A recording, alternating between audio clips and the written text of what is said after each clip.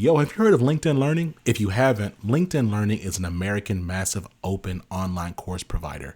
It provides video courses taught by industry experts in a variety of subjects.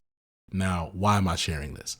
I'm sharing this because Living Corporate is in partnership with LinkedIn Learning to provide diversity, equity, and inclusion courses. Listen, if you're trying to be a better ally, you want to understand better diversity, equity, inclusion strategies, or you just want to learn how to be a better leader, you got to check out the courses on LinkedIn Learning. So check it out. You can do it one of two ways. You can click the link in the show notes, or you go to LinkedIn Learning and you search Living Corporate. Again, link in the show notes, or go to LinkedIn Learning and search Living Corporate. I'll see you over there.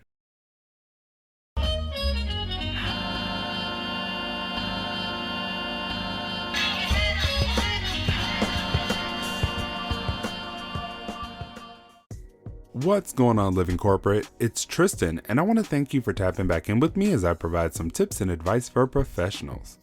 Today, let's talk about getting back on track when you fall behind on work.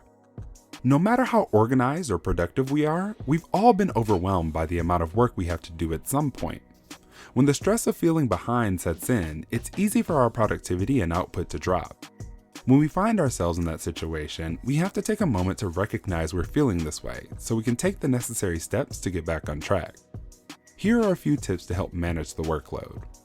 First, I suggest taking a few minutes to write everything down you need to do or are behind on. All too often, we just hold these things in our head, and that not only takes up mental space, but it can quickly become overwhelming. From there, try to discern between the things that need to be done and the things you need to let go, at least for now, and cross those things off. Once you've narrowed down your list to what is necessary, work on prioritizing that list. You can categorize them by priority, urgency, or complexity, whatever makes sense for you. Doing this will allow you to focus on the most important tasks first, tackle the low-hanging fruit to gain some momentum, or even delegate work to others. When working through this list, I suggest you apply the Pareto principle, commonly known as the 80-20 rule. For those who don't know what that is, the 80-20 rule says that 80% of your results come from 20% of your efforts. In this instance, that means you should prioritize the 20% of items that will produce the greatest results from that list. Lastly, don't forget to take some time for yourself. Typically, when we find ourselves in this situation, we aren't taking the best care of ourselves. While it may sound counterintuitive, try to find some time to disconnect.